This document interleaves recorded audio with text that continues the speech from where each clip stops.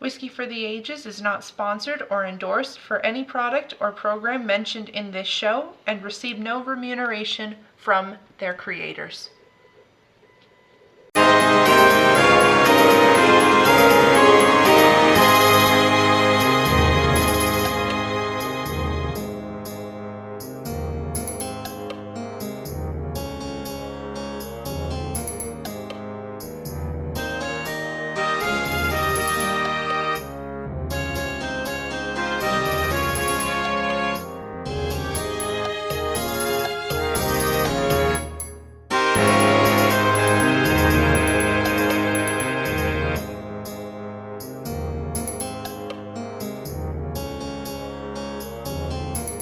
Hello everybody, and a warm welcome back to our Whiskey for the Ages podcast subscribers. I'm your host, Brian Dawson, and tonight, Hannah's here. Big thank you to those of you who are tuning in for the first time, coincidentally in our season finale. And Alora is joining us on remote. Hi, it's almost Christmas time, I'm almost home, and if you have any people who are interested in our seasons, please consider subscribing and tell your friends and family about it. We'd love to hear from you. Tonight, we're closing out, as Hannah said, we're closing out our third series, our 30th episode. Can you believe it? It's pretty crazy. You'd think that by 30 episodes we'd have our crap together a little bit more. We don't. Yeah. But, you know, Good. It's a new story. Yeah. New story all the time. Yep. We have no idea what's going on. But it does always seem fitting at the end of all of these seasons. We always finish these things off with a review. We like starting them off with a review. We like finishing them with a review. Our season finales are always done with a listener's pick. So we throw things back to you guys, the listener, and you guys get to tell us what we're reviewing in these final ones. Season 1, we did the Colonel E.H. Taylor Barrel Proof. It was batch 10. Super delicious. And then season 2, we did Heaven Hill Heritage Collection 17-year-old bourbon, which was also a barrel proof. That one was the priciest bottle we've had on our show, and me, the value crazed person, said that she'd buy it again. So we're continuing this journey in listeners' picks. I kind of think that Heaven Hill Heritage Collection might be right up in the top 2 or 3 that I've ever had. I mean, it was an awesome bottle. It's so awesome that we actually still have a few pours left of it. We continue to leave it on the shelf and stare at it every single day. And it stares right back. Yeah, but we save it until I come home. Absolutely. Literally just like 2 weeks. Yeah, I think the next time until I come home. Yeah, I think the next time we have it will probably be when we kill the bottle officially. There's not much left, but it'll be a good day. We'll do it over a card game or something. Yeah. So, our listener's pick. This is our feature. As Hannah said, we dug in through our bunker again, and this time we selected 4 whiskeys from which our listeners could vote for us to review. This time we threw these options up. Blood Oath Packed 10, a Knob Creek 15-year-old, Little Book Chapter 5, The Invitation, and then we keep trying to sneak in Parker's Heritage Orange Curacao. You guys didn't pick it again. So we're going to just have to take matters into our own hands with that one. To be determined when. Exactly.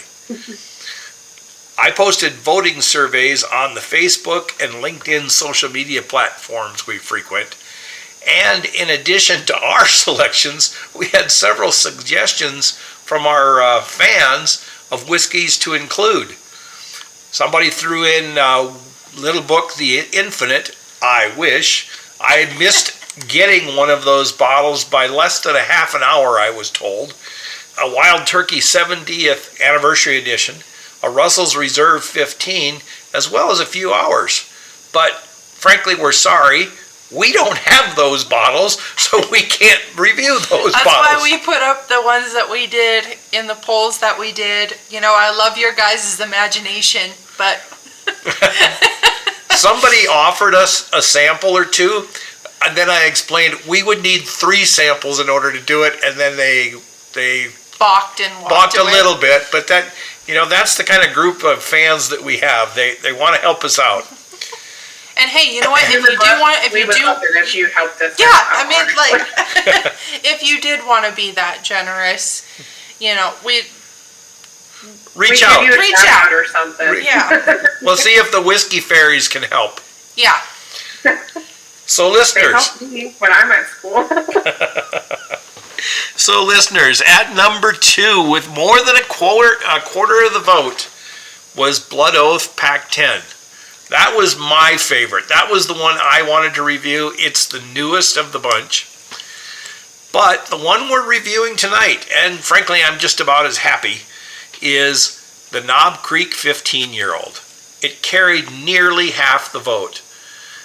Overwhelming majority of the people that put in their or cast their vote went for the Knob Creek 15-year. Can't really blame you guys either.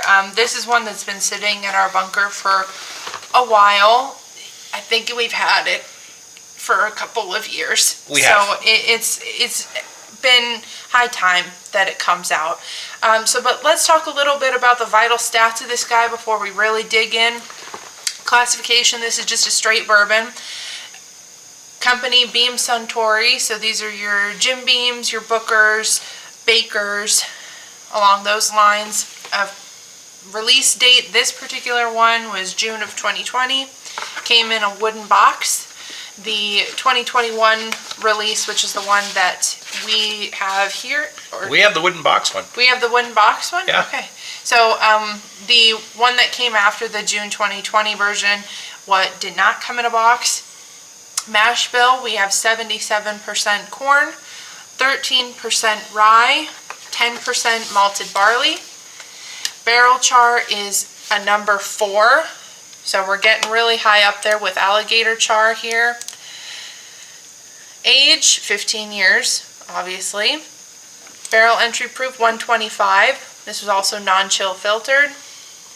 ABV, 50%, so this is 100 proof. This one is a limited edition. It was released in 2020 and 2021. MSRP, $100 in 2020 when it was released. We paid $120 because we got it in the spring of 2021, so a little bit after it had actually dropped. Fair price according to Booze app is $210.33. That's not too far off the mark from the MSRP of that Heaven Hill, which we reviewed for the season 2 finale. We'll see how well this compares, but I'm only going to hold it to that $100, $120 standard of what I expect. We are all drinking this out of a tulip-shaped glass. Alora's is a little bit more unique than Dad's and mine. Dad and I over here have a Glencairn. And if you guys wanted to look at a glass that Alora's drinking out of, it's called a Libby Signature. So if you were to go online, it's a real large bulb. Yeah. But with a really fine lip on the outside edge. They're really nice glasses. They are really, really nice glasses. As opposed to a standard Glencairn that everybody knows. Yep. And we're going to be drinking this neat just like we always do. So enough talking though from me and everything. What are you guys getting on the nose? Alora, I'm getting a lot of things. Okay. I wrote them all down. Okay, good. What do you get? That's how I do things. I think that it's a very fruity one, personally. A fruity, sugary one. I got immediately like sour cherries. I don't know if that's a thing, but if cherries were sour and tart, that'd be one of them. Blood oranges. I got a light caramel as opposed to a dark caramel, so it's a bit brighter, not as burnt. Light brown sugar. I also got like a very, very, very subtle sweet sort of grass element to it. I got a tiny bit of the char, maybe a white bread as like a grain or something. And then the last thing I put down was like a white wine, like a strawberry white wine or something like that. So overall, fruity, bright, sugary. So that's my nose. We could not be more opposite. As usual. Hannah and I never agree on anything. I wrote a few things down as well a little bit earlier. I don't have any fruit written down at all. What is the matter with you? I don't have any fruit written down at all. Everything here I find really kind of heavier on the sugary side with some savory notes in there as well. I've got chocolate. I've got sawdust and char, the barrel char. I've got caramel. Laura did mention caramel. I think that it's a darker caramel though. I also get a dark brown sugar element here. I get a little bit of a pastry crust, like a pie crust sort of thing going on, and I also have toffee. So to me, this red, very dark, very rich. There are a lot of sugary components here in what I said, but they're not light enough in those components to be carrying a particularly sweet tone. It's, you know, the chocolate leans closer to a darker chocolate. It's not milky or anything like that. The caramel does have the more bitter tone to it. The brown sugar is really, really rich in flavor, or in nose anyway. I haven't taken a sip yet. And then toffee as well. So, did you want to add anything to what you said earlier, Laura? The pie crust. I actually recently made pumpkin pie homemade, and yeah, I can agree with you on that. And now that you mentioned the darker notes, because you're practically the yin to my yang here, I do get a little bit of the darker chocolate. It's weird. I still am wanting to go with bright flavors in this, but that's just what I'm smelling, you know. I thought about raisins, but I don't know. I could see some raisin here. What about you, Dad? So, I like raisins. like Laura said, it's fruity. For me, I'm getting sweet berries. Not strawberries, not raspberries, but more of the dark berries, like maybe blueberries, maybe a blackberry. Or a Marionberry. Or maybe a Marionberry. Yeah, something like. Huckleberries? No, not Huckleberries are kind of tart. I don't there's no tartness here. There's not tart. They're very sweet. At least the ones up here. They're very sweet. And when you said grassy, before you said it, I was thinking about. I can't describe it, I guess. If you take a long blade of grass, yeah, very long blade of grass, and you pull it out of the ground, and it separates itself from the other grass around it, and that very tip of the grass, if you chew on it, it's really sweet. Yeah, almost like a weed, like you're chewing on a weed, whatever. It's got that grassy element, but a sweet grassy element. Yeah, that's what I got. Yeah. And you said citrus. I get a little citrus from this. Hannah's shaking her head no, but I'm getting a little citrus. Caramel, absolutely. Brown sugar, absolutely. Toffee, but heavy on the chocolate. Interesting. And then barrel char and some pastry. Let's talk a little bit about, do we like the nose? This is we're all really different on this. More different than I think we've been in a long time, I'd want to say. Yeah. These are some pretty disparate scents that we've got going on. I think it almost, if something can do this, it smells creamy to me. I don't think it smells creamy. I like the flavors are blended, or the aromas are blended somehow. I don't know.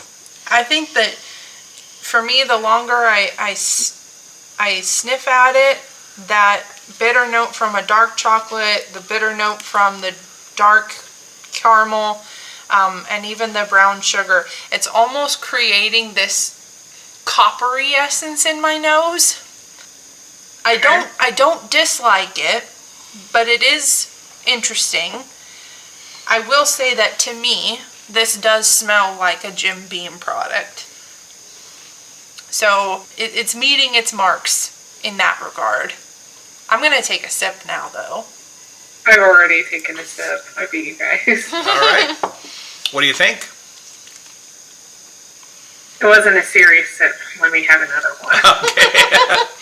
Well, I took a sip, and I held it in my mouth. I like to hold the whiskey in my mouth. At 100 proof, there's a little bit of a tingle there, but not anything that's alarming. I would assume that a novice person might have a little bit more difficulty holding it, but really it's not that hard to hold. There's a little effervescence to it. It's not sparkly or anything like that, but effervescence adds to that tingle on the tongue, and it's incredibly warming in the throat. As I sip it, much of what I smelled comes through. I'm getting that caramel and that brown sugar and that toffee element. But for sure, there's char here, and plenty of it. A lot of barrel char on it. Now you both mentioned pastry. I have a little pastry there. I'm still getting a sweet element, a little bit fruity, but I would almost say now it's more vegetal. Maybe like corn, sweet corn, possibly. I like it. I like this one a lot. I like what it's doing, and that's just after holding it in my mouth and trying to pluck out those flavors. Laura? I'm having a hard time with this. It's very, very cool that we're doing these reviews. Usually when we do reviews at home, we don't talk until the very, very end of it. Mm-hmm. And that's because of influence. And now practically everything that you guys have said about the nose, I'm getting in the taste. So I do get that effervescent element. I'm going to go with the kind of effervescence that you would get from a white wine. So I am going to stick to that. I get dark chocolate, I get toffee, I get sawdust. I also get a brighter yet warm spice, like ginger. I get a little tiny bit of ginger in there. I get that too. Yeah, and it's also grassy, I think. You said like a sweet corn. I think it still has that earthy element to it. I don't know how... Yeah. So I'm trying to wrap my head around it. I like it. I can say that. I do genuinely like this, but it is still bright to me. The caramel element that I get is not burnt, but it's on the verge of burnt. It's not sweet caramel. It's more like toffee. Yeah. It's more on that toffee edge. This, to me, isn't an exact replica of what I was getting on the nose. However, I don't think that it's super far off. I also get a lot of grass here, a lot of hay. I can identify that sweet corn element that you were talking about, Dad. I agree on the effervescence as well. That's definitely there. Tickling the sides of my tongue, even tickling the roof of my mouth a little bit as I was holding it there and trying to pull all of those flavors. Still getting some sawdust. I don't think it's as strong of a sawdust that I was getting on the nose, but it is there. That being said, I also get the char. Sawdust and char are two distinct one's flavors. Woody. One's woody. Yeah. And I'm wondering if the char is creating the baseline for a more bitter tone to kind of come out. Because I'm still getting bitterness here, like what I was getting on the nose. I've got nutmeg, which is also a bit bitter. And then I've also got leather, because this is very, to me, very chewy. And still harkens back to that earthier element at the same time, a natural tone.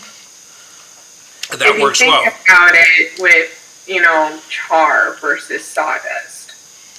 A tree, it's made of sugars.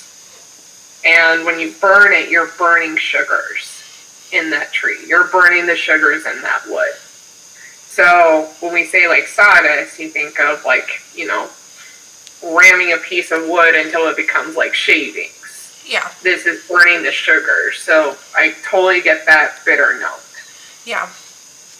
I don't dislike it. However, for everybody who knows me and knows my flavor profiles that I gravitate towards, those being very red fruit-esque, dark fruit-esque, there's not a lot of that here. So it's not calling my name the way that other products would. Am I surprised? Not really, actually. Knob Creek, for a whole lineup, not only this 15-year, but you talk about the 12-year, you talk about their straightforward 9-year.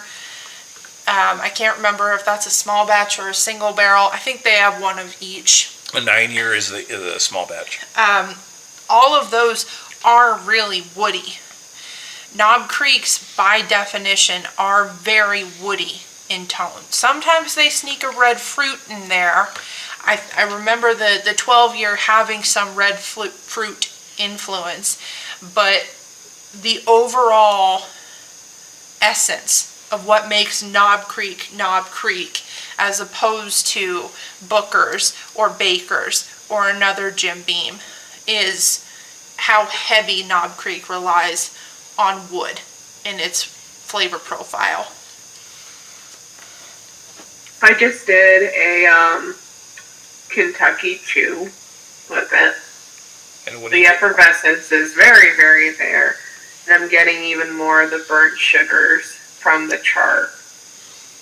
So I want to also say that there's a darker fruit, like maybe a raisin sort of thing. But you mentioned raisins in the smell. I think that the Kentucky Chew really brought that out. I agree with that completely. I just did a Kentucky Chew as well, and I get that raisin.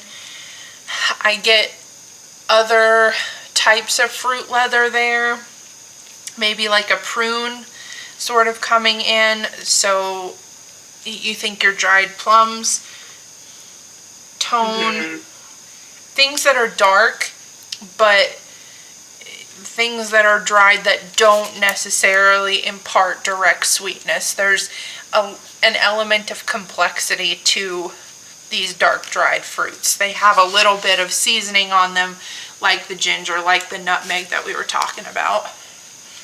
Can make a tea with this or something like that. Like, I don't know, like a lot of dark fruits are also stone fruits. Yeah.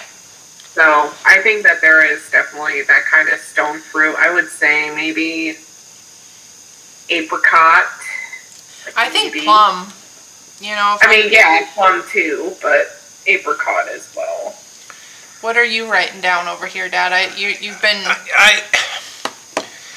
been digging through the archives. I've been digging through my archives, yes. I'm trying to stack it up. You were commenting how Knob Creek has a certain element of wood to it. A funk. Yeah, a little bit. And I was just looking through the Knob Creeks that we've had, the Knob Creek 9-year, the Knob Creek 12-year, the Knob Creek single barrel. We were fortunate enough, the state of Idaho purchased several barrels a number of years ago. Boy, I want to call it. Yeah. It was 5 years ago. 2019. Yep. And pre-COVID. there were some amazing, some amazing barrels in that group. Yeah. This, Hannah, you said bitter. I'm getting the bitter nut. Like a walnut. See, I wrote like down, a hazelnut. Yeah, I did write down hazelnuts, and then I wrote down nuts in general because I think there's more to it than just hazelnut, but I wasn't confident enough to call out another one specifically. But that's kind of a Jim Beam funk. I mean, Jim Beam's got that nutty element in Jim Beam, in Booker's, in Baker's. It's there. That carries through, but I think that Knob Creek takes the standard nut element and creates an additional layer to what their line is with a woody flavors. It's How about interesting. chestnut? Could be chestnut. Could be chestnut. That would Like That would roasting work pretty chestnuts well. on fire? Yeah, roasting chestnut. I like the chestnut idea too. I think that fits in well. Those have a natural bitterness to them too, which works with this. So, what about the mouthfeel here? Again, it's very effervescent. Yeah. It's very effervescent. I think it's bright. You know, if I were to take like a bite of a lemon, I don't know if any of y'all have done that before. I have. I get that similar mouth feeling. I think it doesn't really sit in my gut as like a warm sort of thing. It just blooms in my mouth. I only really feel it in my mouth. That's a good word, bloom. Yeah. I think that it's, I mentioned leather a little bit earlier. The fact that this has a chewiness to it, I'd say that goes along with the mouthfeel. I do think this is really soft. It is, though, and that was the very first word I wrote on my paper was soft. which is interesting because that effervescence is there and you would think that it would cancel out a softness, but it really doesn't. Once you get underneath that surface level effervescence, it really kind of sits a bit velvety. And it just moves right along. You can still chew it. To me, leather really is the best way to describe the mouthfeel, not to mention the fact that I also taste leather in this. Yeah. I like calling this leather. Even though it has the effervescence in it, it has a fairly full body. Yeah, it does. I wouldn't go so far as to say oily, but there's a smoothness in it, maybe more buttery than oily. Is that a thing? It's viscous. Viscous is a good word, Alora. I would definitely agree with that. I still feel it sticking to the inside of my mouth. Everything about this is so in the mouth. I'm not getting it in my chest. I'm not getting it in my belly. Like But you wouldn't really expect it to so much at 100 proof.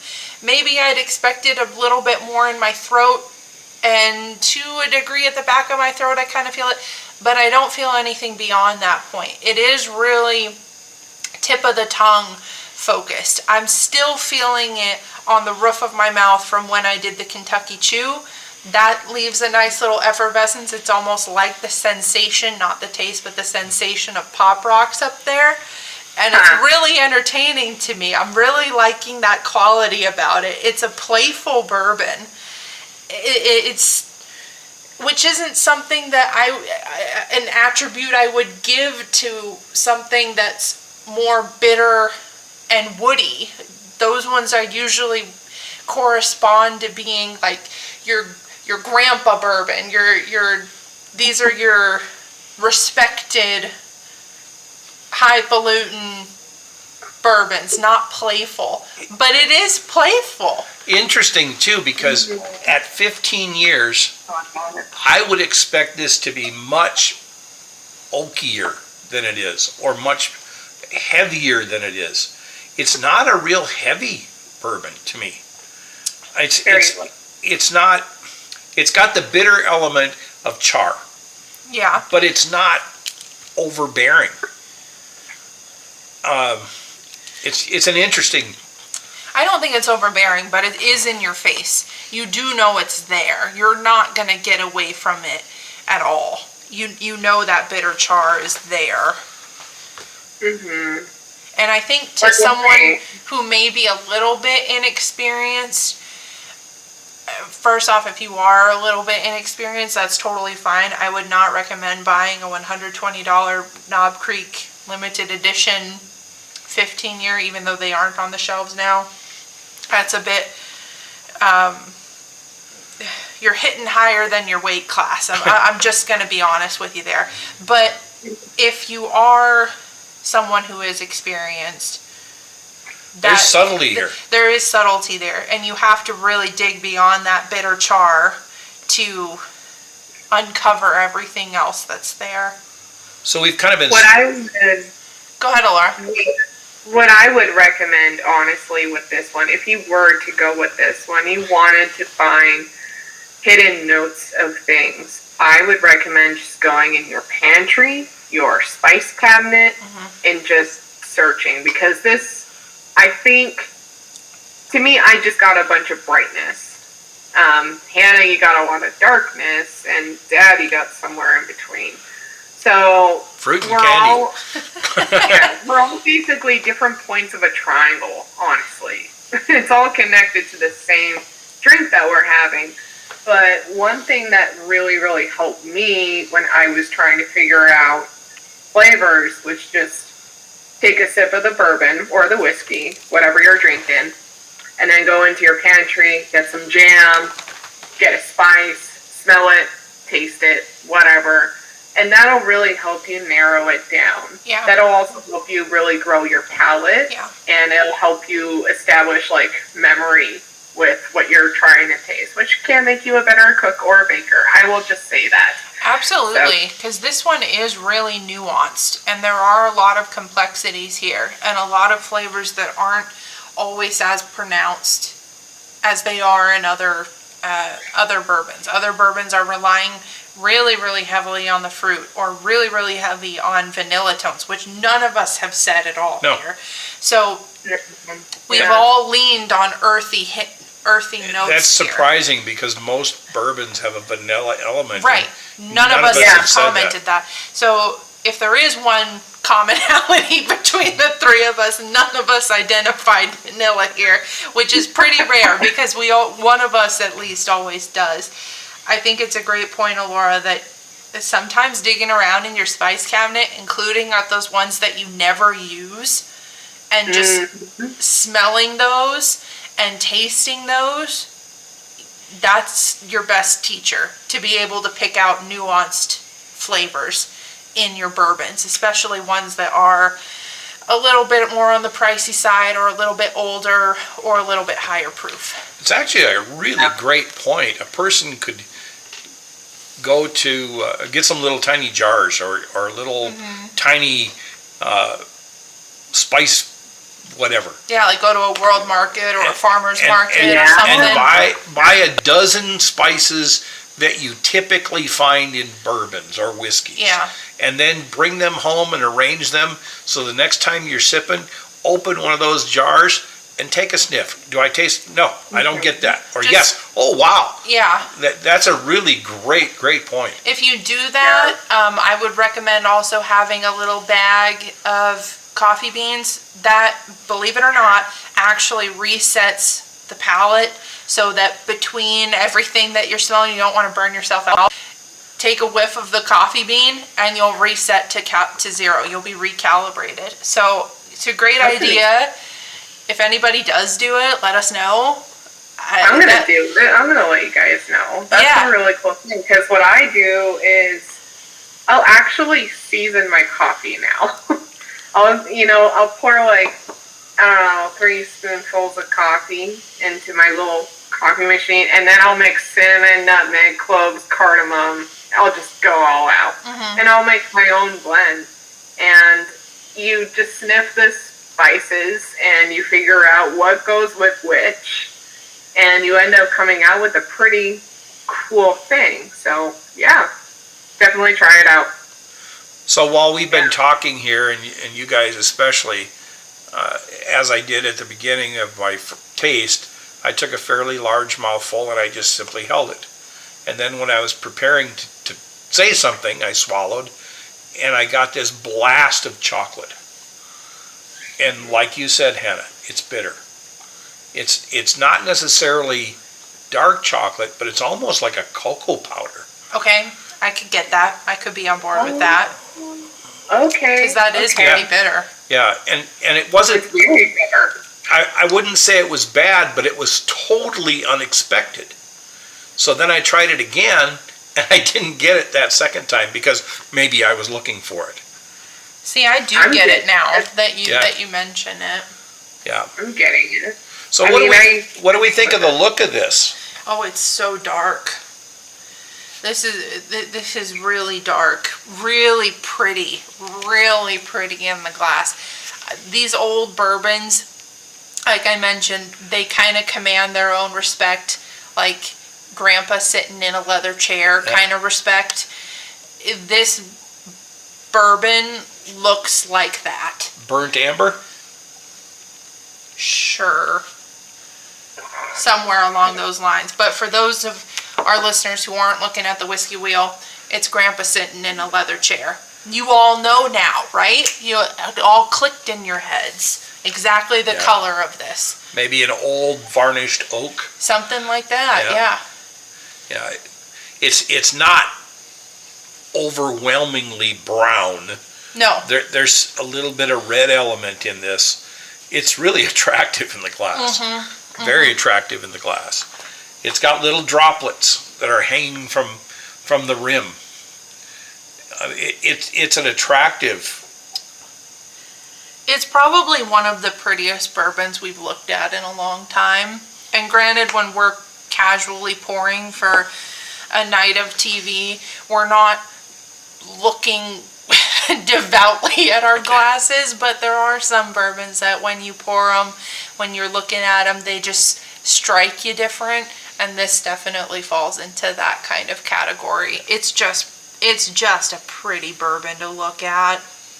Hannah mentioned our whiskey wheel. You can go to our website, whiskeyfortheages.com. In the tools section on the side, you'll have access to a free download of our whiskey wheel. Whiskey wheel is going to have a bunch of colors on the right-hand side, and then throughout the wheel itself, there'll be different flavors and aromas that you should be able to pick up. From the inner portion of the wheel, you're going to have things like flora, fruit, baking spices, sweetness, wood, and so on. The next ring out is going to expand on those, get a little bit more detailed, talk about bread or pastry, pie elements like you girls have mentioned, sweet elements of candy, sugar, caramel, things like that. It's kind of a neat tool to help you refine yourself and find out what your mouth is picking up. Absolutely. And then really detailed around the outside. Can you tell the nuances between apple jam or whatever it might be?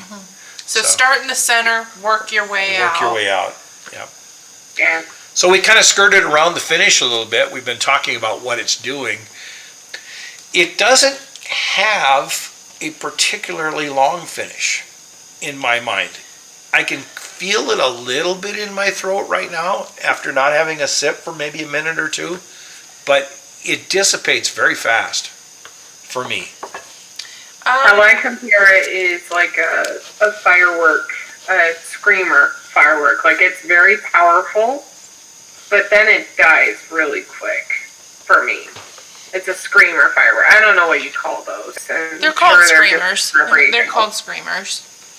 Well, there you go. They scream and then they die. I surprisingly kind of disagree with you guys. I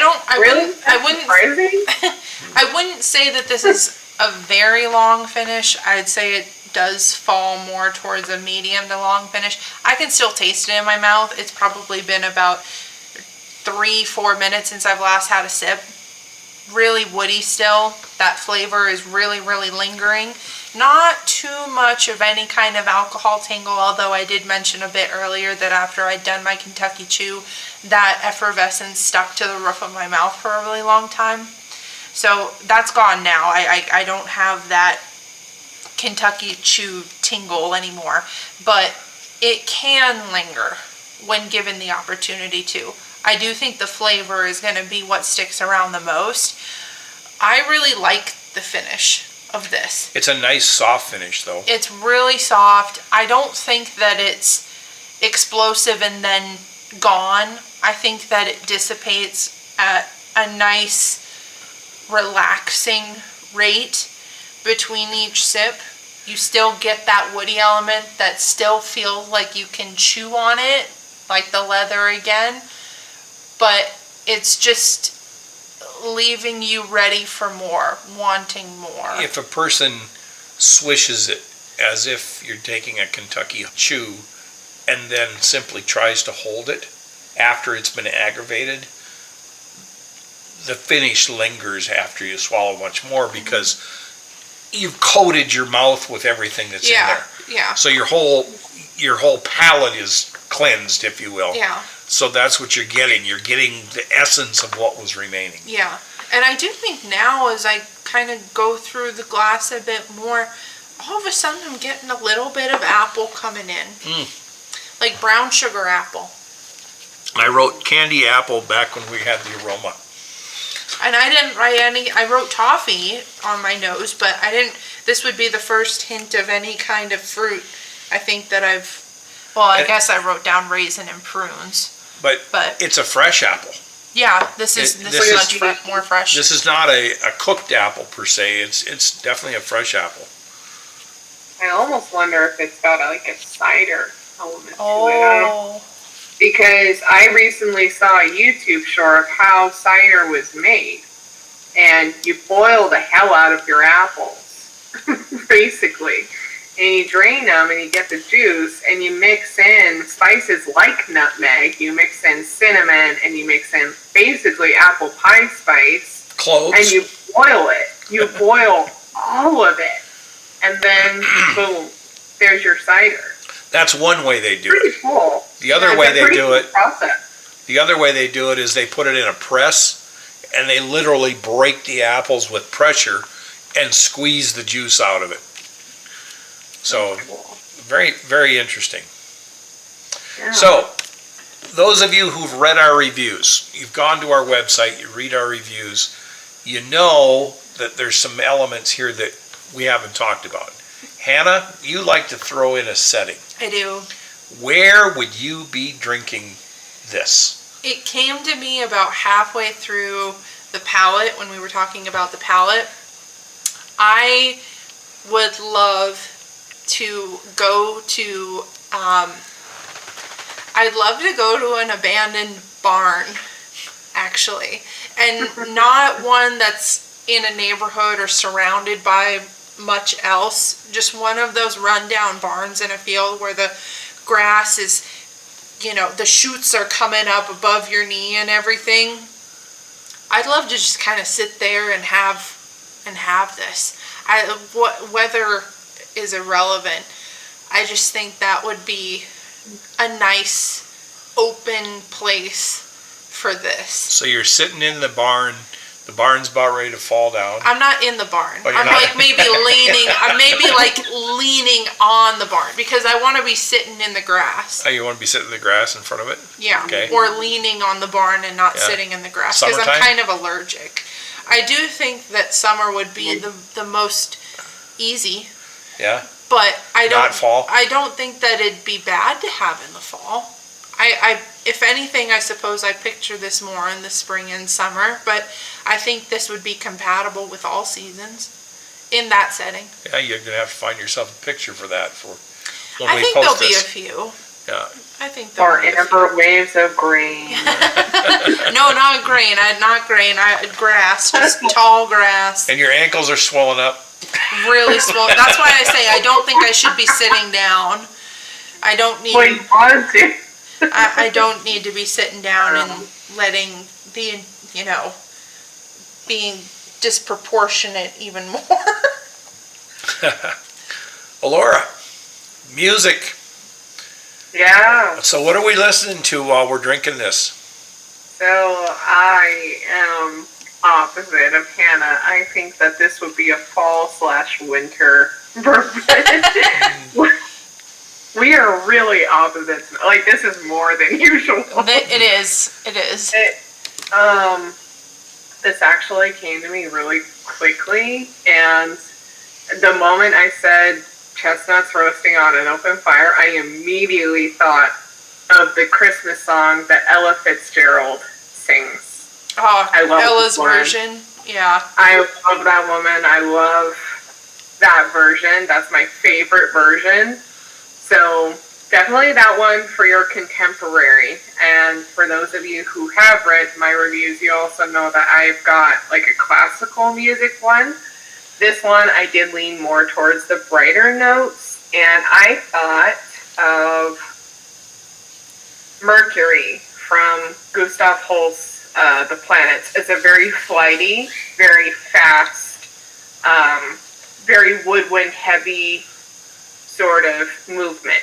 It's there. It's very effervescent, if you will, with the very fast strings, very flighty woodwinds, and it kind of finishes in just like a flash. For those of you who don't know, Mercury is based on the Roman god Mercury, or the Greek equivalent of Hermes. He's the messenger god, and he's running all around, delivering messages to humans, gods, demigods, whoever. So I think that movement would very easily capture this one, and then Ella's chestnuts roasting on an open fire, the Christmas song. So yeah, that's my music selection. Very nice. I like that. I like that a lot. We are pretty different this time around, which is very interesting. That's where it's going to come up to our listeners and the people who have read our reviews before, knowing, I mean, this was the whole reason why we wanted to create this website, this podcast, all of these posts, because all of us are really different in how we taste and approach and feel about whatever it is we're drinking. So for people who gravitate really heavily towards me, you know what I expect. Maybe that's what you'll be able to pull as well. But there'll certainly be a lot of people who will gravitate towards what Alora pulls and what Dad pulls. So explore around. I know the 15 year is unavailable to and most it's sad people. because I wish that there were more bourbons like this, because I could see reaching for this on a regular basis, and it's going to be sad to see this one go. It's certainly not the best bourbon I've ever had. I don't even want to say that, but it is a nice and fairly complex bourbon. Yeah, really complex. I think we'll all be able to agree on that pretty well. The things You that have to Alora, hunt for it, I guess. yeah, the things that Alora's getting, the things that I'm getting, the thing that Hannah's getting, they're all so different, but yet in the same token, it's just showing its complexity. Yeah. Yeah. I mean, And you have to really, really look for it. Like, if you were to ask me 2 years ago to try this, I'd probably be like, no, I'm not a huge fan of it, because it's not that complex. But since I have been drinking more, and since I've, been drinking for, 4 years? I don't know, legally. I don't know what my age is anymore. It's, I think it just takes experience. It just takes, hunting around and getting that experience with different flavors and experimenting with it. So hunt for it. It's worth the hunt. The price, $120 is a bit of an ask for me. Yeah. So, yeah. yeah. I probably wouldn't buy it for $120. That's too much. the thing of it is, if I saw it on the shelf at 120, it would be a no-brainer for me. But you really like ones that are heavier in a wood element. I do. Mm-hmm. I don't mind the bitterness here. I think for listeners who are a little bit new to us or new to our flavor profiles, Dad really likes earthy tones, really likes being able to pull wood from his flavors. Alora really likes sweeter elements, those caramels, those vanillas, baking elements. Alora's all over it, and I really love fruit. So take that into consideration when you hear any of us talk, because our biases are coming in And yet strong. I said this was fruity. And yeah. And yet I said this has a sweet element of toffees. But it is, you're right, Hannah, it's leaning towards that darker element for me. And that's really where I like to gravitate. Yeah. Yeah, this is right up your alley, Dad. And that's why I say, if I saw it, and it certainly would not be on the shelf of a regular liquor store anymore. No. But if I did, and it was in that $120 range, absolutely. What would be the most you'd pay for it? Ooh, that's a question. And I never get asked this question because I don't. Maybe it's something we need to ask more often of ourselves. Maybe. What would be the ceiling of? Well, certainly anything at $200 is out. I wouldn't consider it. I would think about it, but I would walk away because. Would you pay $150? I probably would. Would you pay $170? No. So that's kind of the point. That's a tough question because for $170 I could get 3 bottles of something else. Yeah. And then I would have 3 bottles of something else, but I wouldn't have this. Right. And this is the kind of thing. This is frankly, the kind of bourbon one could bring out to somebody who likes bourbon and has the ability to understand the nuances. Yeah. This would not be something to bring out for a first-time drinker. No. They wouldn't understand it. It wouldn't. Like I mentioned earlier. They may not even like it. You're hitting above your weight class if you're a beginner, and that's not meant to be derogatory. We all have a beginning. You must honor the beginning of your journey. Yeah. And do it well. Yeah. What about you, Alora? What kind of price would you think? What would you pay for this? As all y'all know, I am a college student, a poor one at that. Okay, but let me say this: if I gave you $1,000 for free, how much of that $1,000 would you be willing to spend on this?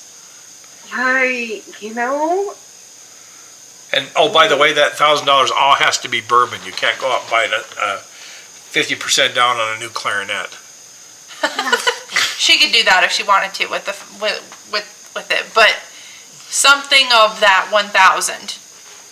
Oh boy! How much of it would you be willing to allocate towards? What is your splurge? It's interesting. I have to get in a new zone in my head because the splurge means music. I think she's thinking. This isn't asked for me. Okay, no, this is hard for me. This is really hard for me because I'm honestly trying to give this a value. Well, I'll tell you. While you're thinking, go ahead. It would be $60 to an $80 range for me. Now, understand, this is a very subjective thing. I'm coming from a different lens. If you have the money for it, you have the money for it.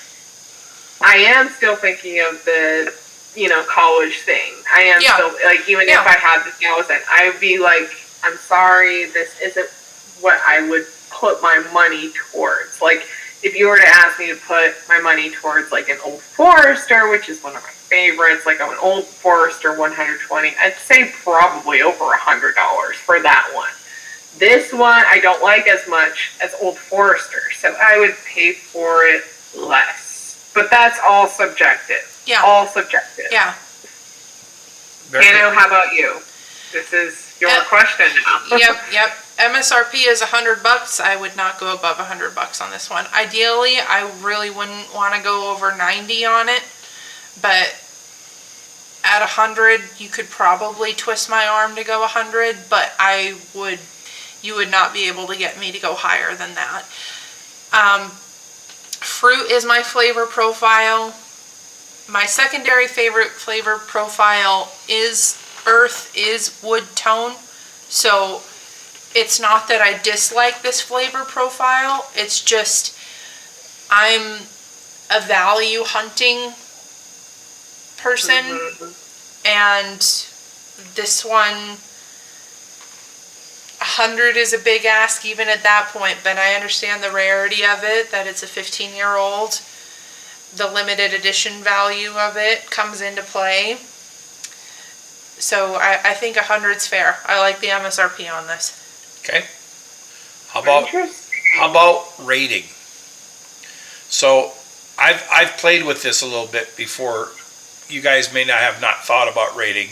I have. I looked at other whiskeys I've rated, and I kind of say, is it better than? And then I say this or that, and then I go from there. We had Elijah Craig 18-year, and frankly, I was very disappointed. I was supremely disappointed. And it's better than that. Elijah Craig 18-year. It's better than that. I was disappointed. Yeah. You've had some, and it's. I gave that an 89. I think that might have been a gift. I don't remember what I gave that one. This is better than that. I agree. And then I looked at the next tier up, 90. I got a lot of nice bourbons in that 90 tier. Old Forester 1920, like Laura said. Michter's Toasted Barrel is in that tier. I am a sucker for Four Roses Single Barrel. It's in that tier. Baker's is in that tier. So I think I'm right there. At a 90? At about a 90. I don't think I can go 91. I mean, Colonel Taylor E.H. Taylor Barrel Proof Batch 10. Our season 1 finale. Is a 91. Old Forester 1910. I like it a little bit better than 1920. However, I would tell you on any given day I could flip those two. So I'm at 90. You're thinking 90? I'm thinking 90. Hannah, what about you?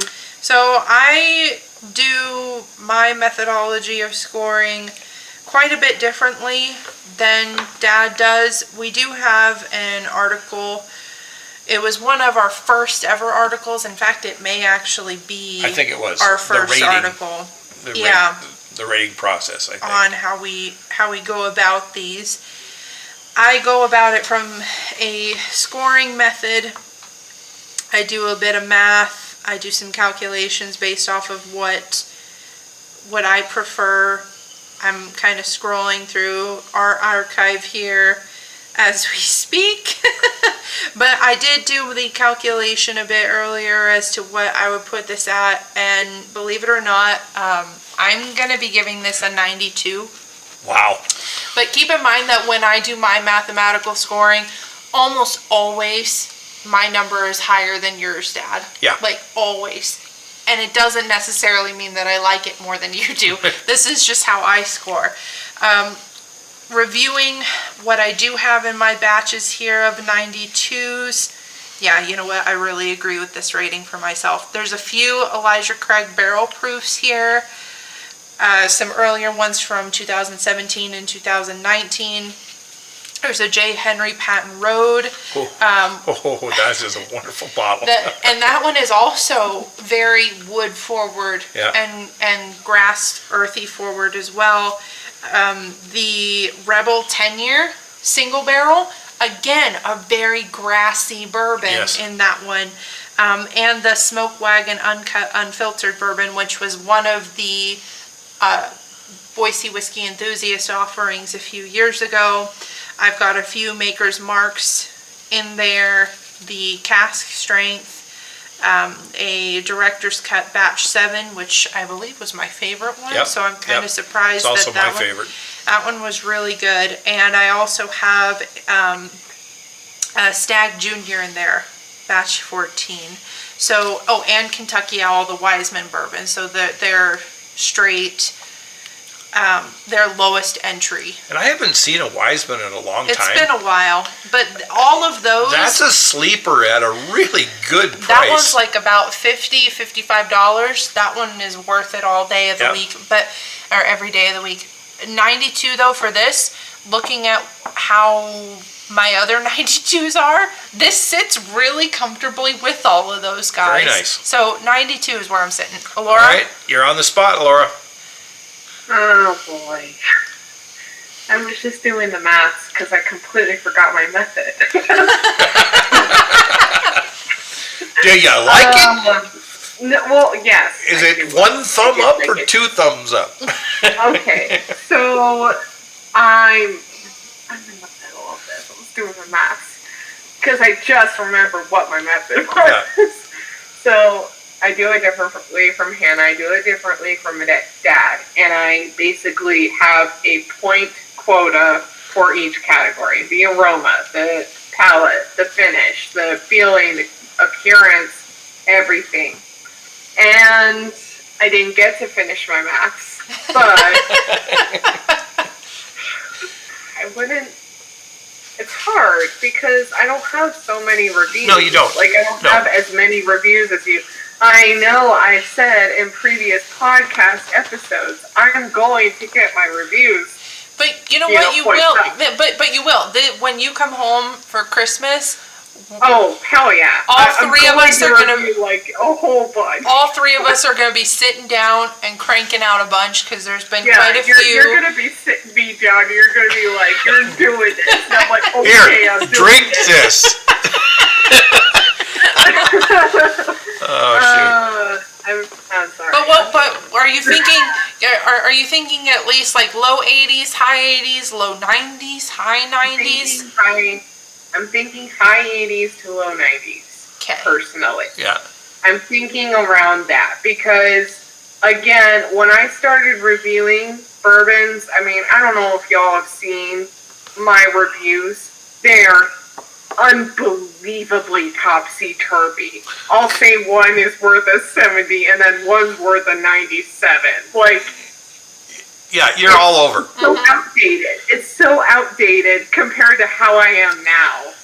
So, and that's fine. Perhaps I need to re-review those things. And initial reviews are difficult. Mm-hmm. Well, it's hard when you're just starting out with drinking in general. Like, I mean, Hannah, how old were you when you started drinking bourbons? Like, specifically bourbon? Was it 21?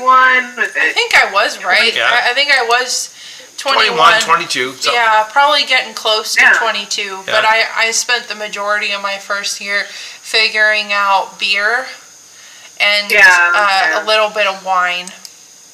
Yeah. So, yeah, I would think for this one, only because I understand the complexity now compared to when I was 21, I would say like high 80s. Yeah, high 80s. I would say that. And that's fair. That's 88 or 89 or something like that.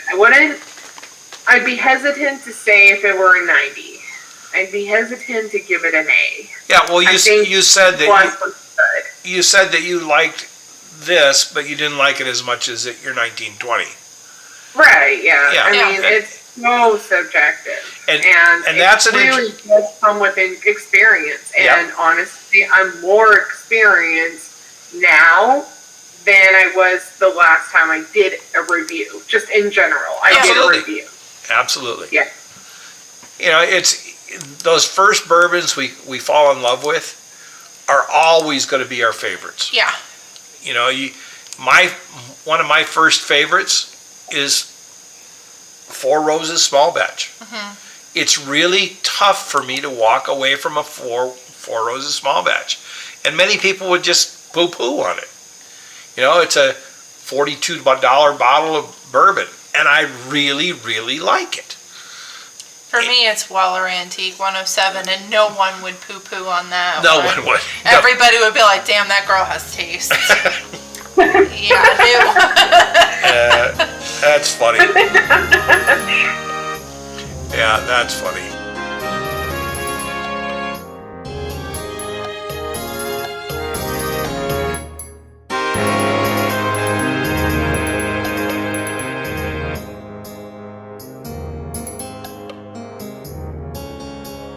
Well, that was fun. That was a good review. I got some left in my glass. I'm glad I got a little bit left in my glass. But let's jump into this fortnight in whiskey. These are some whiskey stories that have come out here in the last several weeks. U.S. spirits are going to be facing a challenging 2025 I'm going to keep my mouth as closed as possible on this one, everybody. Okay. I'm going to do my best. Going to do my best. Well, you guys got to, say what you feel.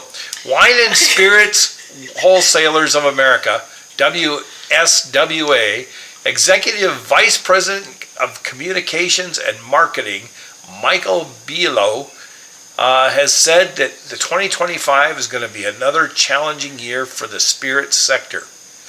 Sales of U.S. spirits from wholesalers to retailers are expected to decline.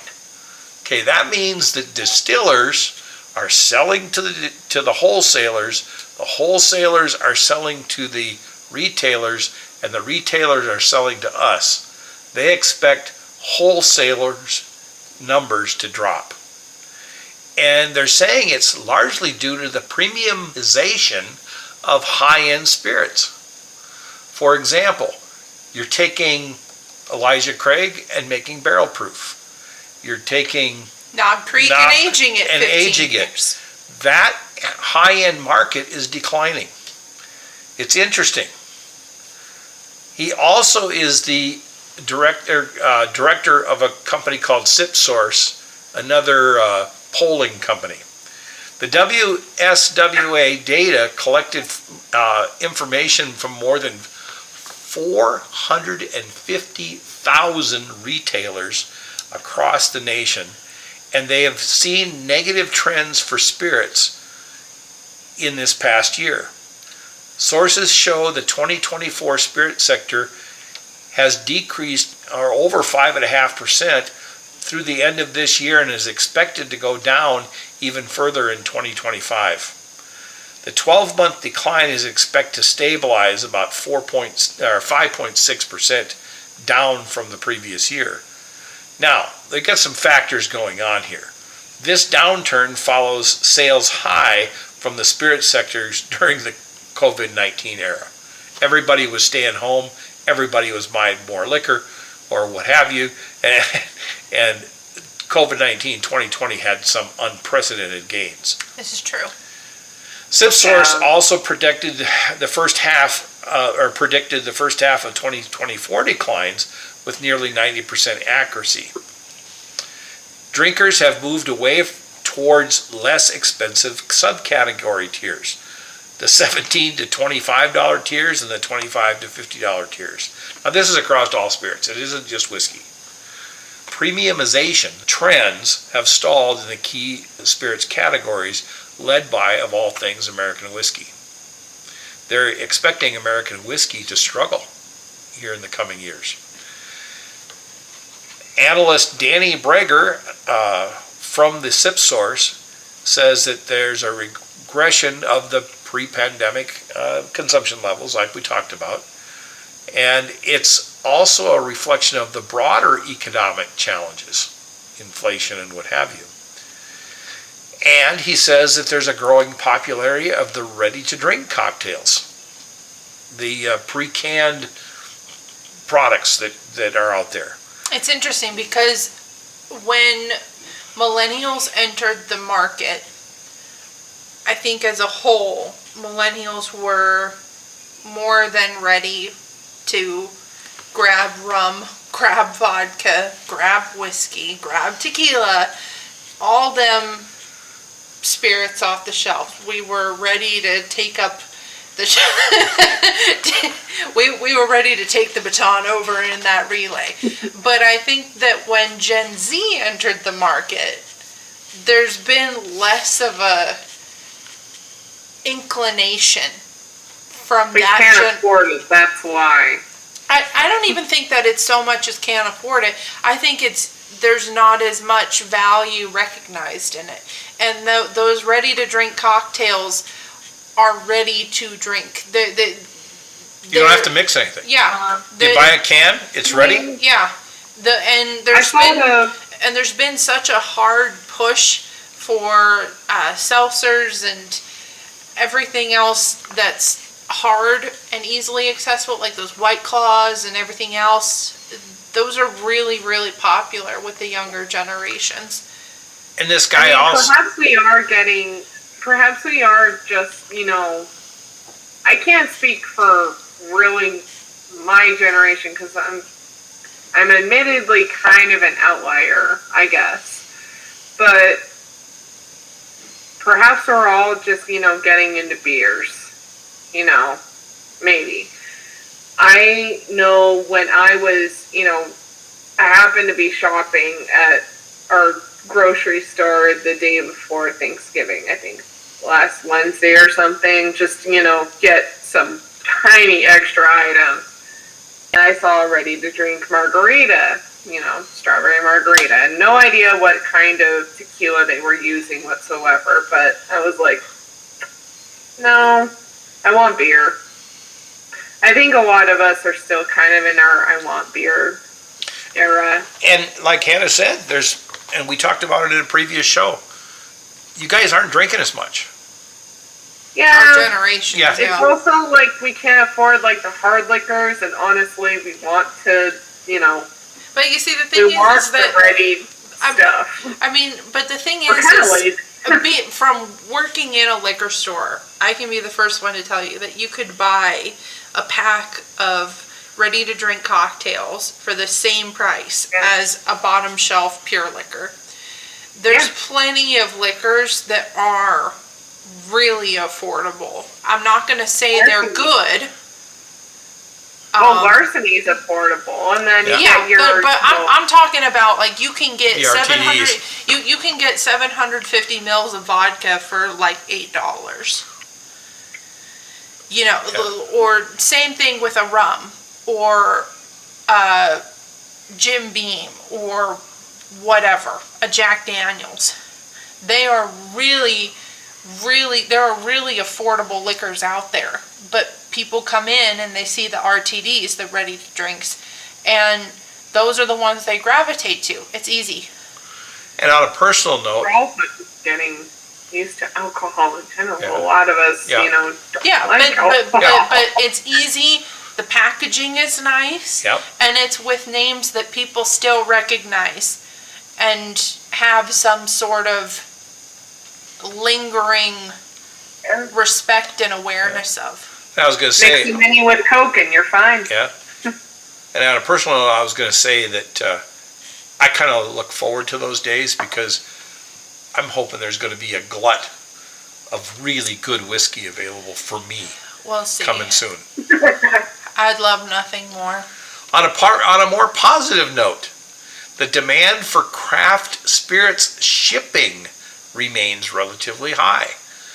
According to a new report from Sovos Ship Compliant and the American Craft Spirits Association, the ACSA, craft spirits drinkers would like to receive spirits through the mail, known as direct-to-consumer shipping.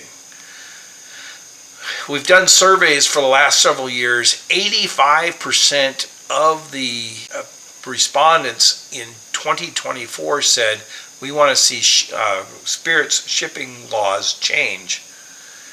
That's down a little bit from 87 in 2023, but up from 2022. Earlier this year, the ASCA advocated for better distribution channels, chief among them direct-to-consumer shipping. Regulatory counsel for Sovos Compliant Alex Coral said, the data confirms American adults in general and regular craft spirits drinkers in particular are dissatisfied with the current craft spirits shipping laws. He said it's time for shipping laws to keep pace with demand. Increasing access to direct shipping has the potential to benefit consumers, distillers, and industry players across the board. When the spirits industry and craft distillers are struggling to succeed, there's a market precedence out there they're trying to follow.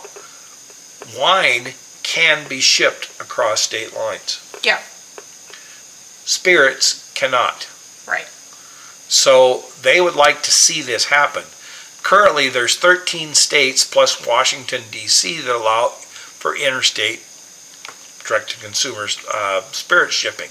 Some of these have higher standards than others, but currently Arizona, California, Florida, Hawaii, Ohio, or Iowa. You did the thing. Yeah, I did. Kentucky, Louisiana, Nebraska, New Hampshire, Tennessee, Washington, and Wyoming can ship some spirits. New York joined the group here this past August. A USA online Harris poll of 2,032 legal-aged respondents was conducted from August 15th through the 19th, and 641 of those said that they drink craft spirits at least once a month. And of those, 77% of those said they tried those craft spirits while traveling. And they said they wish they could purchase those near their homes. That's driving the craft spirits trend, because craft spirits folks are having difficulty distributing their products throughout the country. They just don't have a shipping network. Right. So if they could ship through the mail. So I think also what might be helping is, if you go, you're seeing a lot of Gen Zers going to college, and some of them are going out of state. A lot of us really like to just, tour the city. Whether that means we like to go to bakeries and get coffees or, new pastries. We just like to explore. So a lot of those ready-to-drink cocktails or even just beer. I know my city in particular brews its own beer. That might be helping the market too. It's just, more of us, more of my generation, Gen Z, going out of state, wanting to explore, just seeing what is available. So we'll have to see. I think it's important that we look at this and see what can happen with shipping spirits across state lines. And then my final story here, a news story here, is will the ban be lifted on U.S. Postal Service delivering alcohol? I think there's a bigger overarching question with that one of, will the U.S. Postal Service service? But that's the time. That's a discussion for another day. But that's just what I gotta say on that. This past September 18th, Senator Jeff Merkley of Ohio proposed the USPS Equity Act bill. If passed, the ban preventing National Postal Service from delivering alcohol directly from producers and retailers to consumer would be lifted. Now this is a bigger question than just this. This breaks the three-tiered system. Remember that three-tiered system. Distillers can only sell to wholesalers. Wholesalers can only sell to retailers.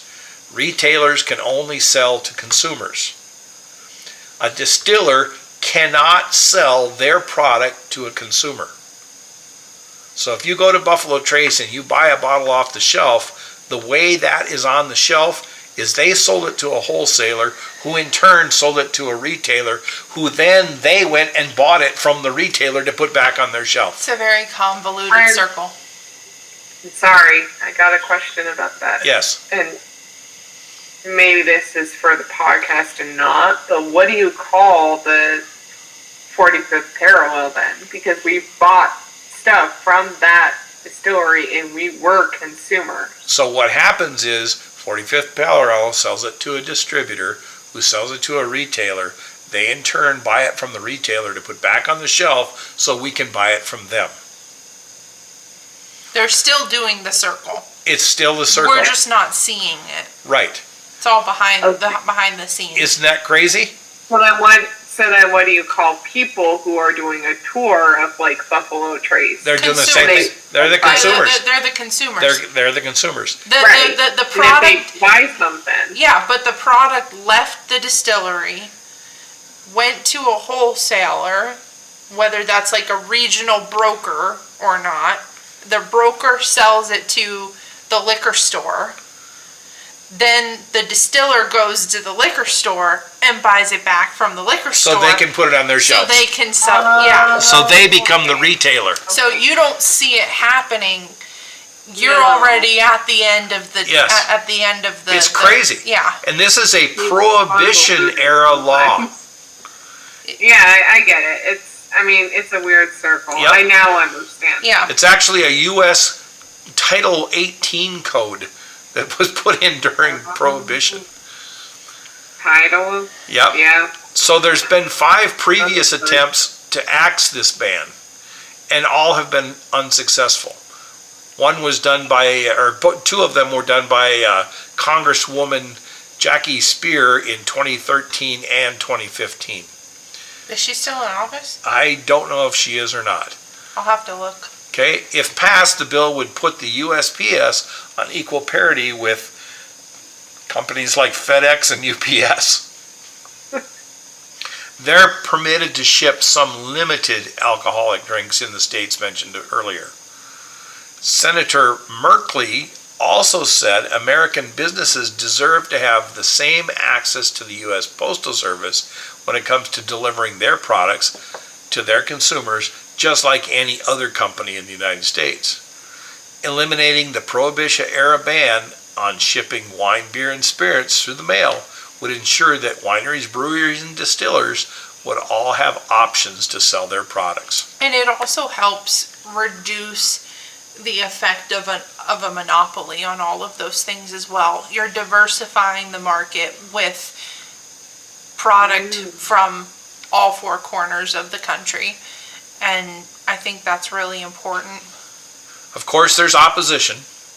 Those opposed to the bill are worried that the federal government would be almost in essence endorsing interstate alcohol shipping, which I think is a foolish argument. It's a really foolish argument. And there are also worries that alcohol may become more accessible to underage drinkers.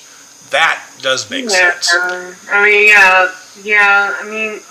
The thing is, though, I'm going to say this straight up.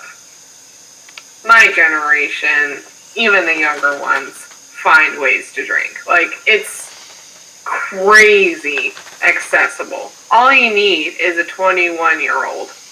I think that Seriously. it's just... All you need is that. And then... Yeah. It's so easy. So easy. That's kind of a foolish argument. The biggest Get critics... a 21-year-old to buy it, and then you're fine. The biggest critics are fearing a loss of government tax collection from the items being shipped. And that probably is the biggest reason, because the government wants to get their fingers involved with collecting tax on alcohol. It's a big revenue stream. Yeah. So far, the Postal Service itself has declined to comment. Well, of course they would. They're not the ones who are writing the law. They're not Right. the ones making the bill. They're the ones that are executing the marching orders. They're Right. not going to say something to ruffle any feathers from those above them. Exactly. That's just how it is. Exactly. So now we'll switch gears a little bit. We're going to provide some bottles for your next whiskey scavenger hunt. Knob Creek, we just finished our Knob Creek 15-year hunt. They have released its limited edition 18-year-old bourbon. Before y'all get in the comments, no, we don't have it. No. So I'll save you that. Okay. Please. This is now. in honor of the brand's 30th anniversary. The Knob Creek re-releases the 18-year-old bourbon. The bourbon is said to embody the standards and intentions of 6th-generation master distiller Booker Noe. His son, Fred, the 7th-generation master distiller, said, "It's clear Dad was ahead of his time, creating innovative expressions with big, bold flavors.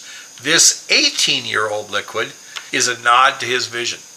Now, 18 years ago, that means that Booker probably was involved with this. And that's pretty cool. He might have laid down those barrels. The 18-year-old distiller tasting notes. The bourbon is aged in new, heavily charred American oak barrels and aged twice as long as the brand's flagship bourbon. The 9 years. Yep. Which we talked about earlier. And due to the extensive aging, the expression bears a rich, dark copper tint, which it should. I mean, It's been in the barrel 18 years. And like the one we drank tonight, it's bottled at 50% ABV or 100 proof. Plumes of brown sugar and aged oak. Who said that earlier about the 15 year? Who said that? With undercurrents of caramel, deep barrel char. Who said that? Yep. Oh, look at there. They're saying this one's got full-bodied layers of vanilla, caramelized oak, and some baking spices. Well, maybe the vanilla will come in, but we all commented on caramelized oak and baking spices in one form or another. Yep. And then they're saying it was released in limited quantities to select retailers nationwide with a manufacturer-suggested retail price of $175, which frankly is in keeping with the rise of prices in the last 4 or 5 years. And if you're willing to pay $150 for this 15, I'll probably do that if I see it on the shelf. Yeah, that would be a you thing, though. I'm sorry. I'm trying to wrap my head around the fact that 15 years ago was nearly 2010. Like, that's just crazy. Yep.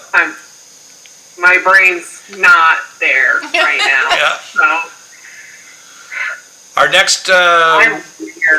next whiskey for you to look for, High West unveils a Midwinter Night's Dram Act 12. We've had some Midwinter Nights. We have. I love High West. I love High West. Yeah. I think that it was Act 9 that we had. It very well could have been. Pretty sure. It's a while ago. High West, owned by Constellation Brands, has released the 12th edition of its popular A Midwinter Night's Dram. These ones are so hard to get a hold of. Yeah, they get snapped up really fast. I'd love to get a hold of.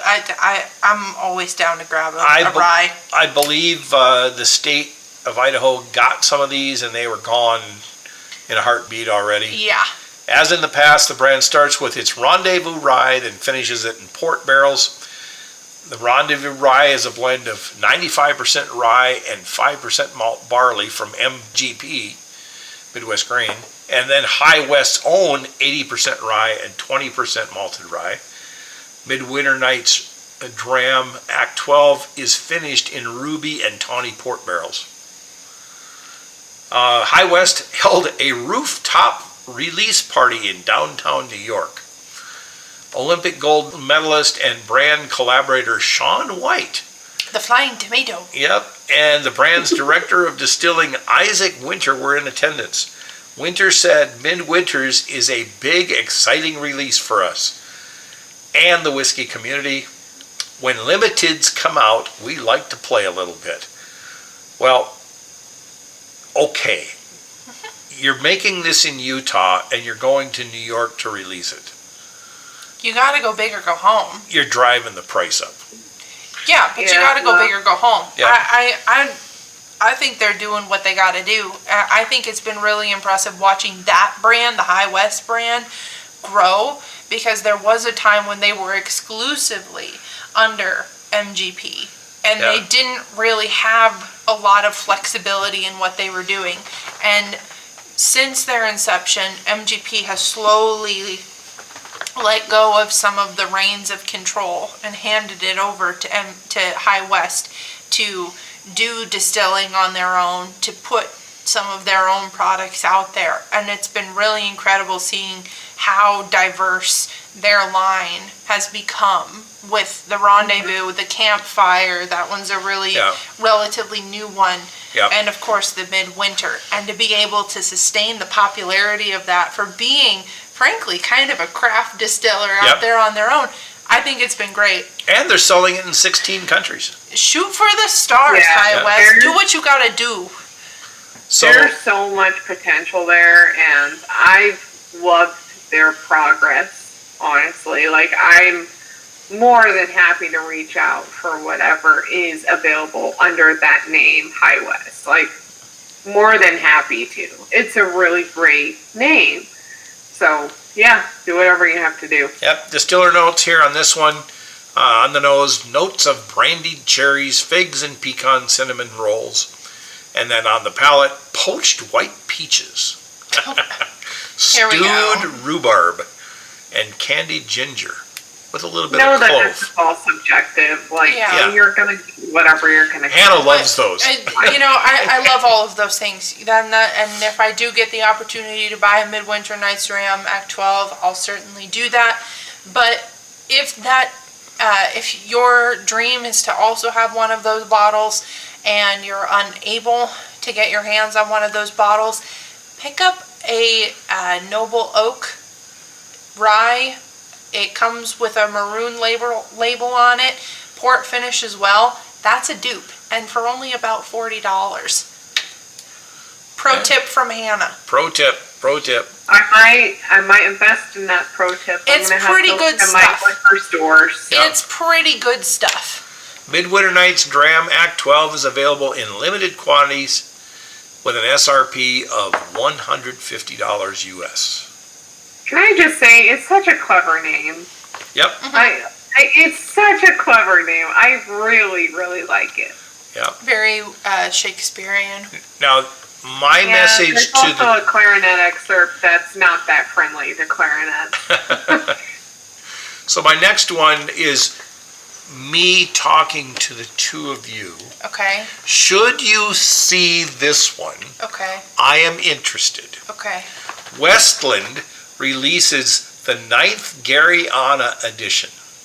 Okay. Okay, Seattle's Westland Distillery has announced the latest release of its Garyana American Single Malt.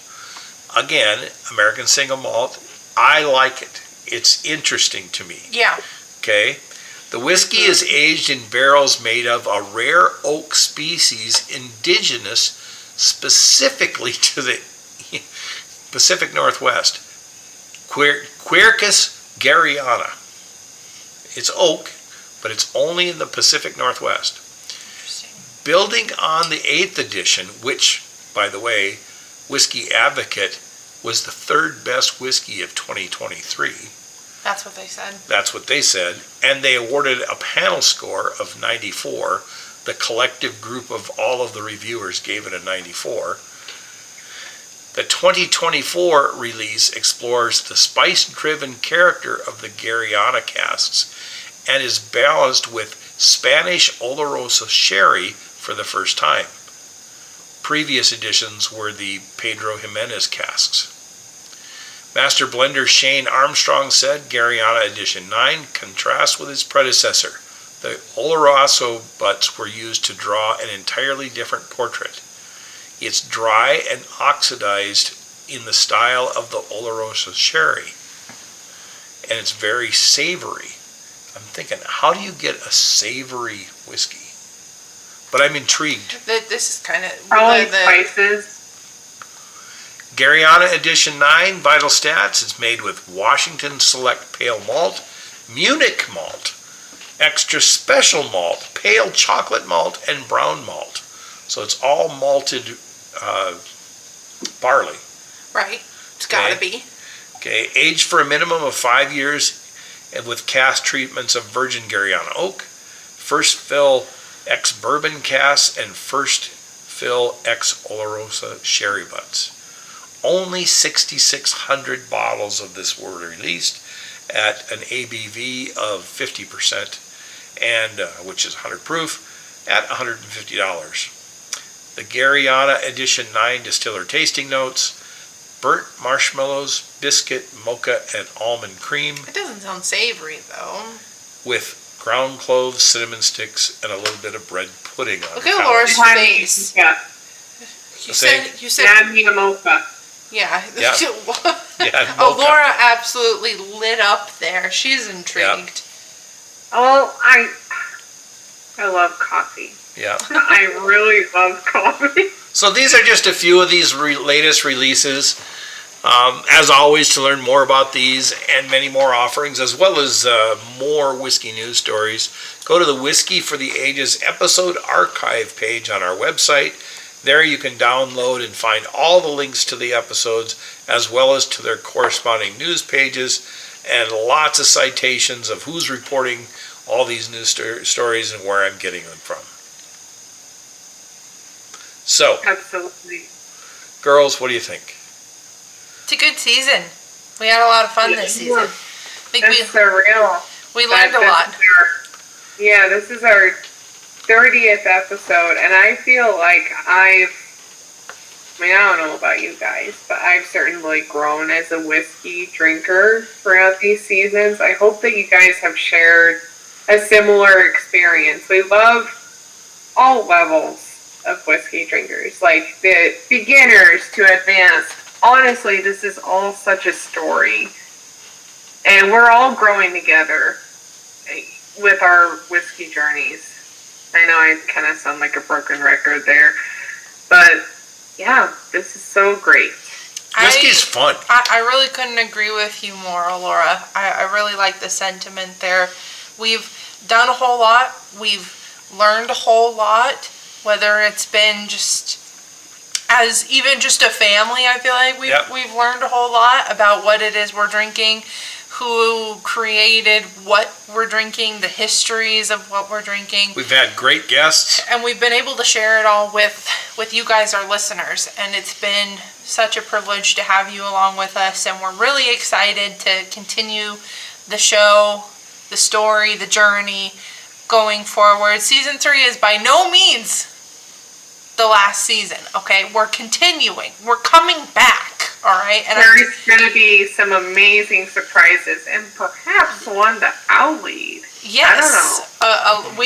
The three of us have been talking, and this was something that we were talking about several weeks ago, actually, and already planning for our season 4. And of course, we're going to have a few things that are standard to all of our seasons. We're going to continue on with our reviews, both from our season beginner, our season premiere, if you will, with something that should be hopefully readily available to everybody. We'll still be doing our listener's pick at the end. We'll still be doing our distillery and whiskey spotlights. We love doing those. Still be doing some tips, hopefully some interviews, whiskey history. But yes, like Laura mentioned, we've been conspiring, okay? And we have some ideas, some new ideas for new kinds of episodes that we're going to be throwing at you guys next season. And we are so, Laura and I are so excited to be bringing those to you. I'm excited too because I won't have to do those. I won't have to prep for those. That's fair. Right. That's completely fair. But it's going to be a heck of a lot of fun. We're super excited to be coming back, and hopefully we'll be coming back to you here relatively soon. Actually, we're not going to be taking as long of a break as we did last time we had a break in seasons. Going to be coming back to you soon with all of those ideas ready to go, recorded. I said earlier in this episode, it's Christmas time.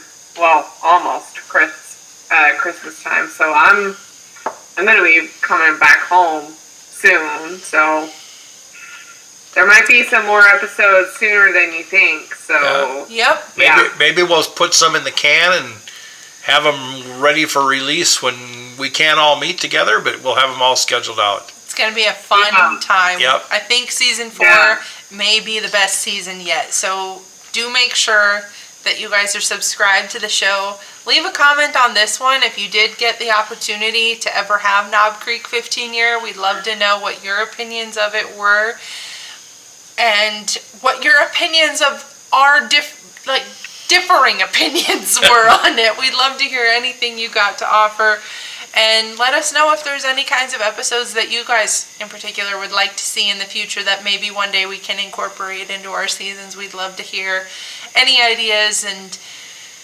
comments from you all. This is fun. I get to spend it with my girls. This is just a blast. I enjoy it. And so ends another episode. Another season. Season 3 in the can. Woohoo! Our final salute, we ring our Glencairns. So cheers, everybody. Cheers. Cheers. Cheers.